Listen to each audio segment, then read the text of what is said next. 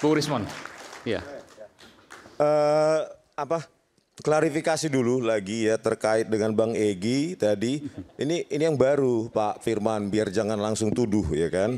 Nah anaknya sudah jadi pengacara perwakilannya. Terus Bu Eli itu juga pengacara Bendum TPUA. Ini dari WA saya baca. Dan itu ada di YouTube-nya juga panggilan sebagai terlapor sudah diwakili.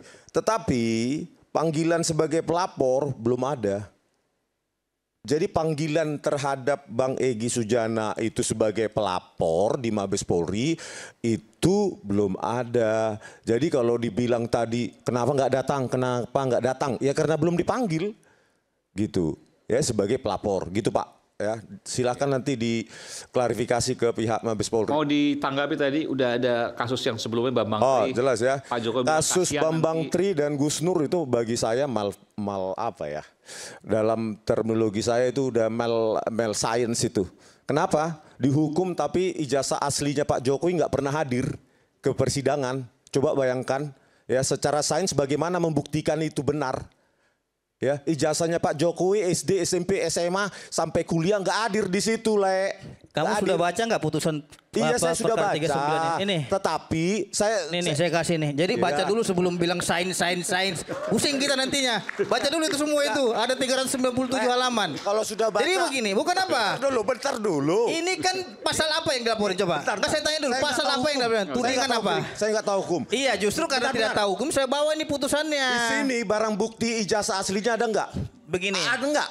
Makanya kamu baca biar tahu. Sudah baca nggak ada. Mana? Coba. Nggak ada, saya baca. Di sini konteksnya tahu nggak yang dilaporin apa? Ada pasalnya apa? Bukti ijazah asli. Pasalnya tahu nggak apa? Ijazah SD, SMP, Enggak, pelapornya tahu nggak siapa namanya? Nah itu. Jadi bingung sendiri gitu loh. Bukan.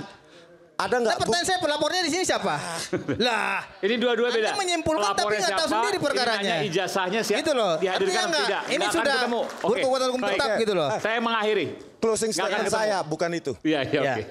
Jadi begini, ya saudara sebangsa dan setanah air yang cinta pada Indonesia, bukan berarti karena kita challenge Mabes Polri terus kita tidak sayang pada negara ini. Bukan, kita mempercerdaskan publik dengan sains kok. Jangan diancam-ancam lah bahwa peneliti nggak punya hak untuk meneliti ini. Siapa Anda?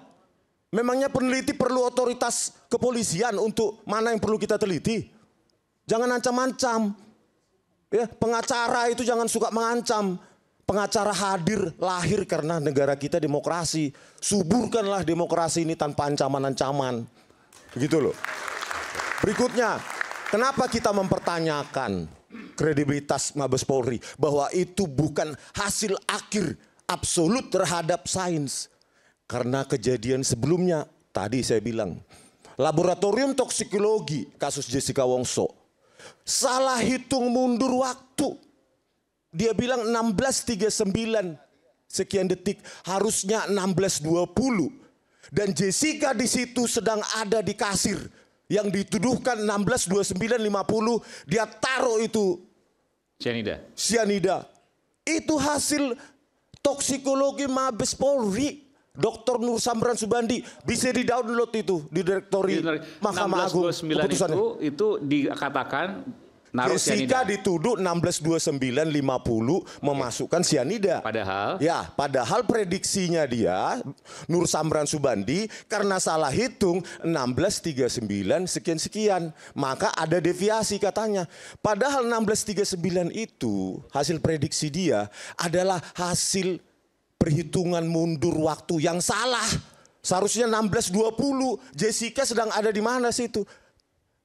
Di kasir. Dan itu produk dari lab toksikologi Bareskrim Polri. Jadi mereka pernah salah. Hitung mundur yang seharusnya dihitung anak SD aja bisa. Mereka bisa salah. Itulah dasar saya. Bahwa saya harus men-challenge hasil dari Bareskrim Polri. Dan kita harus terbuka. Banyak ahli yang kita hadirkan. Kalau bisa di laboratorium Puspom TNI, laboratorium yang lain. Kalau kalian merasa benar, SOP benar, hasil benar, maka sains itu tanpa batas. Tapi kan sudah PK 2 kali dan gagal PK-nya. PK saya ungkapkan itu di PK Jessica Wongso. Dan kalah PK-nya, tidak diterima. Nggak tahu saya hasilnya, saya belum diberitahu oleh Jessica. Tetapi ya Pak, terlepas hakim tahu atau tidak tentang bagaimana kesalahan hitung mundur itu, penggunaan software gratis oleh laboratorium komputer forensik Baris Krim Polri yang memanipulasi video itu. Sekarang pertanyaannya, sudah kita ungkapkan seperti itu di PK, apakah hakim percaya? Hakim mengerti? Itulah kebenaran, makanya harus kita challenge. Kalau nggak kita challenge, maka kita menjadi bangsa penjilat. Sains harus di-challenge. Makasih. Bukan dilaporkan, bukan dihukum. Iya. Oke. Pak Susno menarik. Sains ilmiah bukan dihukum, bukan dilaporkan, ini kita belajar tapi ditantang. Mungkin 8 atau 12 semester ya. Luar biasa. Tetapi alangkah bagus kalau kita belajar hukum, kita mematuhi hukum ya. Artinya mematuhi hukum, kita pedoman kita hukum. Standar kita harus hukum. Terlepas daripada hukum itu buatan manusia, ada kelemahan, tapi itulah yang kita sepakati. Sepanjang kita memakai maunya kita, ibarat pertandingan, kan ada aturannya, ada wasitnya. Kalau kita kalah, kita menyalahkan wasit atau menyalahkan aturan, maka buat apa kita bertanding? Nah, maka itulah perlu permainan yang jujur, permainan yang sportif. Dalam hal ini kita berasumsi bahwa laboratoriumnya benar, peralatannya benar, kemudian para saksi yang diperiksa, UGM, dosen, teman sekolah dan sebagainya memberikan keterangan yang benar, dan termasuk saksi pelapor juga memberikan keterangan yang benar. Nah, bagaimana cara mengujinya? Hukum acara kita telah mengatur, ada pasal 184 untuk menguji pembuktian itu, alat buktinya lengkap apa tidak, gitu kan? Siapa yang melapor, dia harus membuktikan. Itu yang kita sepakati. Soal kebenarannya, oh itu enggak benar, itu selisih. Bebas-bebas saja berpendapat. Karena di dunia ini tidak mungkin kita mendapatkan kebenaran absolut. Kebenaran absolut adanya di akhirat nanti. Siapa yang mengatakan yang salah adalah benar, maka sanksinya di akhirat. Sumpah pocong itu nggak diakui. Artinya kita sepakati yang ada soal peraturannya tidak memuaskan, kita yang buat kok peraturan itu melalui DPR kita. Kalaupun tidak baik kita rubah. Ini hukum acara kita sudah akan diamandemen. Mudah-mudahan apa yang disampaikan Adinda Rismon, kemudian Roy, Pitra dan lain-lain ini akan menjadi bahan untuk perubahan hukum kita. Tetapi suka atau tidak suka, mau atau tidak mau, kita harus terima hukum yang sudah berlaku. Ya, itulah. Kalau tidak, sampai kiamat ini nggak selesai. Baik. Dan satu malam, ini terima kasih juga kepada Adinda Repli ya. Dia sudah mengadakan survei. Dan itu malam ini bisa dipakai sebagai alat bukti loh.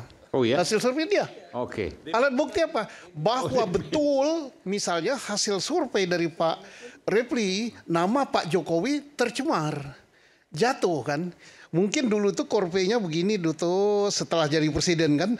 Tahu-tahu begitu dilaporkan ijazah palsu, naik begitu tercemar.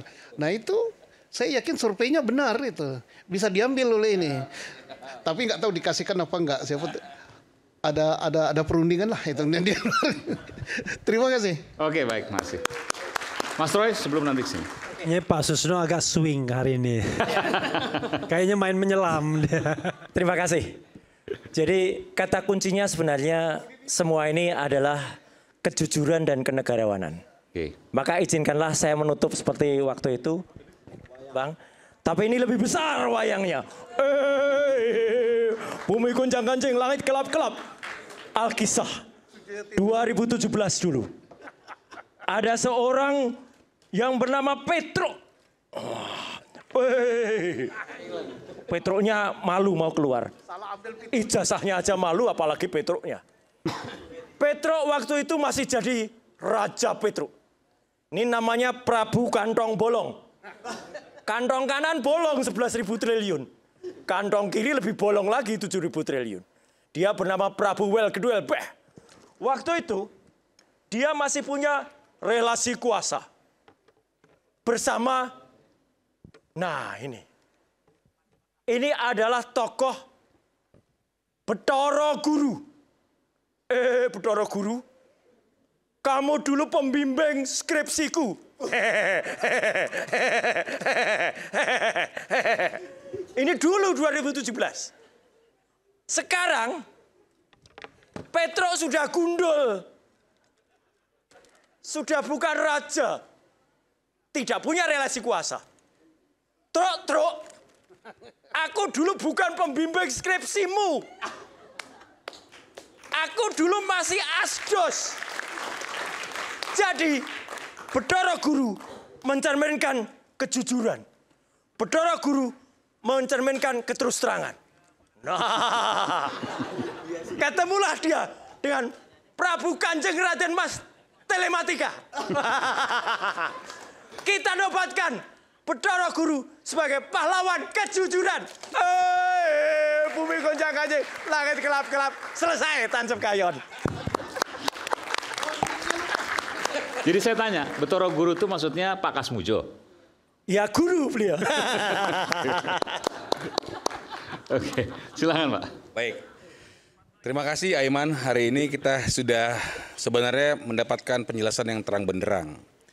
Bahwa sudah kita verifikasi berkali-kali, ini adalah pengaduan pidana.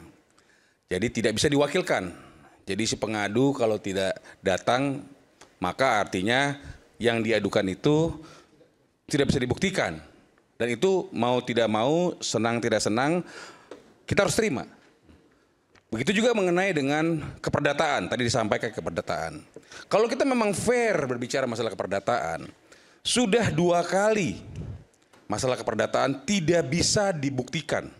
Pada saat yang lalu saya juga hadir di sini disampaikan itu, saya sampaikan jika memang gugatannya benar maka berproses lebih lanjut.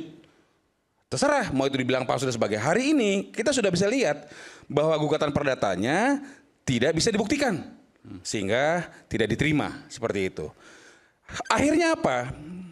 Dalam kesempatan ini saya menghimbau kepada semua pihak, kepada kita semua masyarakat Indonesia. Tadi sudah disampaikan efek rusak, ya, efek damage yang dilakukan atas suatu perbuatan fitnah dan pencemaran nama baik yang tidak berdasar tadi sudah bisa kita lihat tadi, disajikan tadi. Tadi Pak Susno bilang bahwa wah itu bagus, saya percaya asli. Kita bisa gunakan nanti, bisa jadi saksi.